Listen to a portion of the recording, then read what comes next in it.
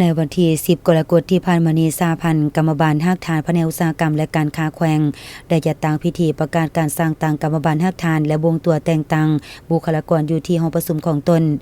โดยภายใต้การเป็นประธานของทานสุขสาครบัวทองประธานสหพันธ์กรรมบาลแผนกอุตสาหกรรมและการค้าแขวง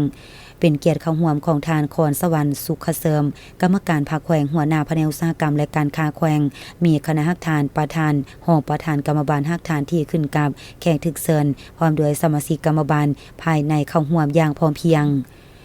ในพิธียังได้รับฟังการผ่านข้อตกลงของประธานสหพันธ์กรรมบาลแขวงว่าด้วยการสร้างตั้งกรรมบาลฮักฐานที่ขึ้นกับสหพันธ์กรรมบาลแผนกอุตสาหกรรมและการค้าแขวงฉบับเลขที่03/สกค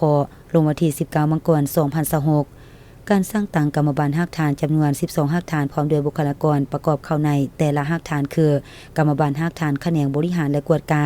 กรรมบาลฮักฐานแขนงอุตสาหกรรมปรุงแต่งกรรมบาลฮักฐานแขนงคุ้มครองวิสาหกิจกรรมบาลฮักฐานแขนงพลังงาน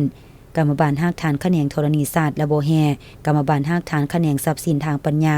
มาตรฐานวัดแทกและสภาการค้ากรรมบาลฮักฐานแขนงการค้าต่างประเทศส่งเสริมการพัฒนาสินค้าและการบริการกรรมบาลฮักฐานบริหารกรรมบาลฮักฐานบริการไฟฟ้ากรรมบาลฮักฐานเทคนิคกรรมบาลฮักฐานระบบส่งเป็นเกียรติมอบข้อตกลงของทานครสวรรค์สุขเสริมหัวหน้าแผนกอุตสาหกรรมและการค้าแขวง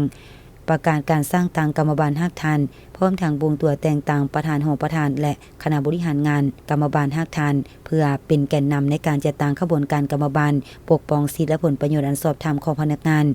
พร้อมทางส่งเสริมความสามัคคีและปฏิบัติหน้าที่ให้บรรลุผลสำเร็จถือเป็นบัตรกล่าวสำคัญในการเสริมสร้างองค์การกรรมบาลให้เข้มแข็งสามารถตอบสนองหน้าที่และภารกิจในระยะใหม่ให้มีประสิทธิผลสูง